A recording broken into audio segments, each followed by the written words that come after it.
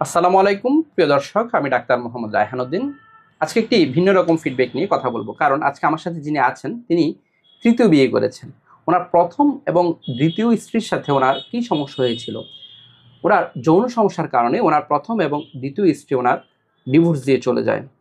প্রিয় দর্শক, প্রতিটি ডিভোর্সই আসলে সত্যি অনেক বেশি দুঃখজনক। যদি সেটি শুধুমাত্র যৌন সমস্যার কারণেই হয়ে থাকে সেটি আরও বেশি দুঃখজনক। তিনি পরবর্তীতে একটা হতাশার মধ্যে ভোগেন। সেই হতাশা থেকেই তিনি চিকিৎসা নেওয়ার সিদ্ধান্ত নেন। যদি কারো জীবনে আসলে এই ধরনের ঘটনা ঘটেই যায়, অ্যাক্সিডেন্টটা ঘটেই যায়, তাহলে তিনি কি করবেন? সে হতাশা থেকে তিনি কিভাবে বেরিয়ে আসবেন? তিনি পরবর্তীতে তিনি চিকিৎসা নেওয়ার সিদ্ধান্ত নেন এবং তিনি এখানে আসেন এবং চিকিৎসা নেন।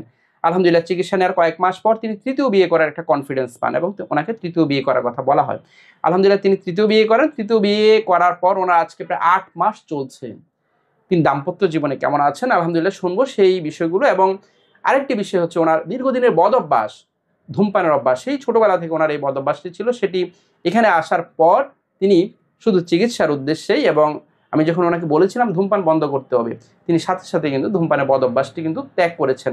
আলহামদুলিল্লাহ, তিনি এখন ঔষধ ছাড়া, তিনি গত কয়েক মাস ধরে ওষুধ ছাড়া তিনি কেমন আছেন সেটিও শুনবো ওনার মুখ থেকে। কেমন আছেন আপনি? আলহামদুলিল্লাহ। আলহামদুলিল্লাহ, জি। আপনার তো যে সমস্যা, মূলত যৌন সমস্যা ছিল, যৌন সমস্যা ছিল। এবং এই সমস্যাটা অনেক বছর ধরে ভুগছেন, অনেক বছর এবং আপনার তো দুটি বিয়ে হয়েছিল প্রথমে। হ্যাঁ। কি হয়েছিল সেই বিয়েতে? এই 1 মিনিটে বীর্যপাত হইত।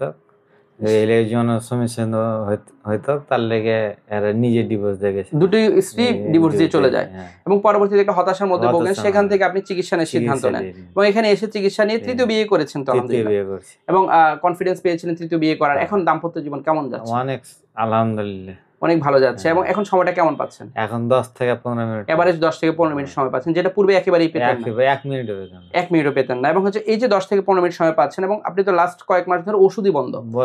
ওষুধ ছাড়া কেমন আছেন এখন? আলহামদুলিল্লাহ, ওষুধ ছাড়াও ভালো আছেন? অনেক ভালো, অনেক ভালো আছেন। এবং আপনার যে একটা বদ অভ্যাস ছিল, যে ধূমপানের বদ অভ্যাস, সেটা ছেড়েছেন তো? ছেড়ে দিয়েছি। এখানে আসার পরে ছেড়েছেন, এবং এটা তো অনেক বছরের আপনার বদ অনেক অভ্যাস। বছর, ছোট কালকার থেকে সেটাও আলহামদুলিল্লাহ ছেড়েছেন। এবং আপনি তো সেই চাঁপাইনবাবগঞ্জ থেকে এসে আপনি নিয়মিত ফলো আপটা মেনটেন করছেন, তাই না? হ্যাঁ।